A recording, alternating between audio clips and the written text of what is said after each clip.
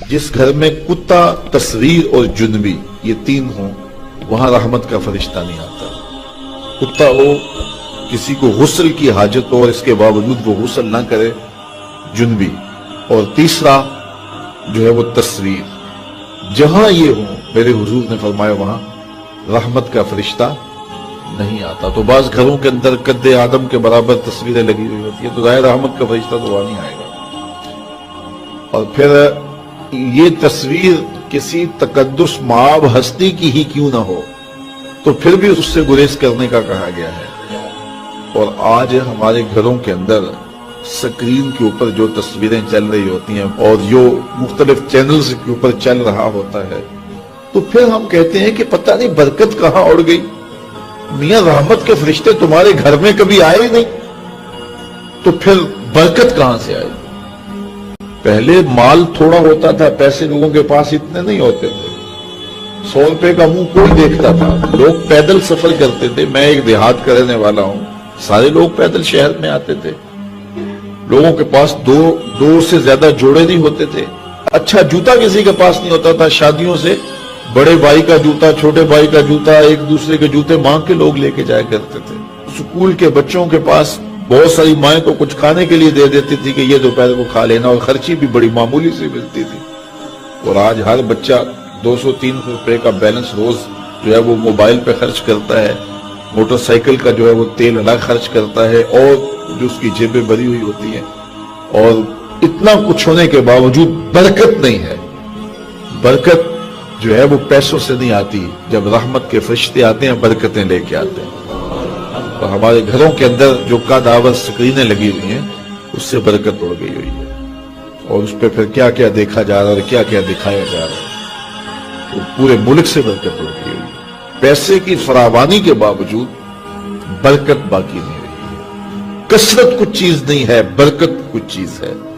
تو اللہ سے کثرت کی بجائے برکت مانگو۔ جب برکت مانگو گے تو تھوڑے میں بھی اللہ تمہیں وہ سکون اور طمانینت قلب عطا کر دے گا جو زیادہ والوں کو بھی نصیب نہیں ہوتا۔ تو اصل مقصود تو طمانینت ہے۔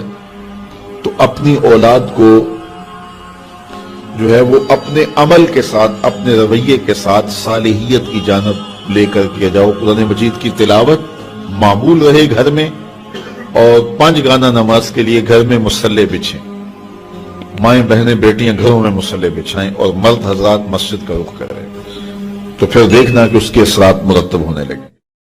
ایک بندہ جا رہا تھا جنگل میں تو اس نے دیکھا کہ ایک لومڑی ہے جس کے پاؤں بھی کٹے ہیں، ہاتھ بھی کٹے ہوئے۔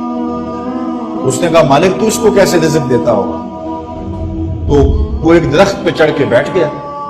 ایک شیر آیا، اس نے شکار کیا اور کچھ کھایا اور باقی بس مردہ چھوڑ کے چلا گیا۔ یہ رینگتی ہوئی آگے بڑھی اور وہ جو بچہ کھچا تھا اس نے وہ کھا لیا۔ تو اس کا بڑا یقین کامل ہو گیا۔ اس نے کہا کہ مالک تو کتنا کریم ہے، اس کو بھی رزق دیتا ہے۔ ایک غار میں جا کے بیٹھ گیا۔ جب وہ بے دست و پا لومڑی کو رزق دیتا ہے انہیں تو پھر انسان، ایک پہر گزرا، 2 پہر گزرے، وہ ہاتف سے آواز آئی میرے بندے میں تجھے بھی دوں گا لیکن شیر بن لومڑی نہ بن، شیر بن لومڑی نہ بن، کہ خود بھی کھاؤ اور اوروں کو بھی کھلا۔ تو قسمت کا ہے جو مل کے رہتا ہے، اب وہ شیر بن کے لے لے یا لومڑی بن کے لے لے، حرام ذریعہ اختیار کر لے یا حلال ذریعہ اختیار کر لے، اب یہ ہمیں اس نے اختیار دیا ہے۔ فَلَنُحْيِيَنَّهُ حَيَاةً طَيِّبَةً، اللہ فرماتا ہے کہ جو میرا ہو جائے پھر میں ستھری زندگی دے دیتا ہوں، میں پاکیزہ زندگی دے دیتا ہوں، میں نورانی زندگی عطا کر دیتا ہوں۔ تو یقیناً جو اس کے ہو جائیں پھر اللہ اس کا ہو جاتا ہے۔ فَلَنُحْيِيَنَّهُ حَيَاةً طَيِّبَةً کا روپ چڑھتا ہے ان کے چہرے کے اوپر۔ زندہ ہوتے ہیں تو خوبصورت زندگی گزارتے ہیں، اور جب اس دنیا سے جاتے ہیں تو پھر بھی خوبصورت زندگی گزارتے ہیں۔ اللہ تعالی ہمیں ایسا کر دے کہ مرنے کے بعد بھی ہمارے چہرے پہ رسول اللہ کے انوار کا عکس نمایاں ہو، اور دنیا کی زندگی میں رہیں تو ہم طمانینت کی زندگی، سکھ اور چین کی زندگی گزاریں۔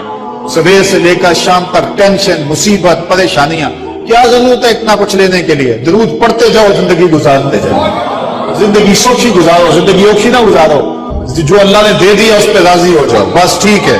اگر کوئی لوگ تمہیں گالیاں دیتے ہیں، برا کہتے ہیں، کوئی بات نہیں، بلیا لوکی تینوں کافر کافر آکڑ تو آہو آہو آہو۔ کوئی تکلیفیں دیتا ہے پھر بھی پریشان نہ ہو، رزق تھوڑا ہے تب بھی پریشان نہ ہو، زیادہ ہے پھر بھی ٹینشن نہ لو، اللہ کا شکر ہے اللہ نے جس حال میں رکھا ہے۔ اور سنو، میں کہتا ہوں کہ یہ ٹینشن فری حدیث ہے. حضرت علی المرتضیٰ فرماتے ہیں جو اللہ کے دیے گئے تھوڑے رزق پہ راضی ہو گیا اللہ قیامت کے دن اس کے تھوڑے عملوں پہ راضی ہو جائے. جو اللہ کے دیے تھوڑے رزق پہ راضی ہو گیا اللہ قیامت کے دن اس کے تھوڑے عملوں پہ راضی ہو گیا.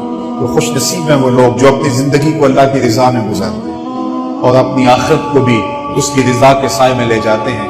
اللہ تعالیٰ مجھے آپ کو اپنی رحمتوں کے سائے میں رکھے, دنیا آخرت کی بہاریں نصیب فرمائے.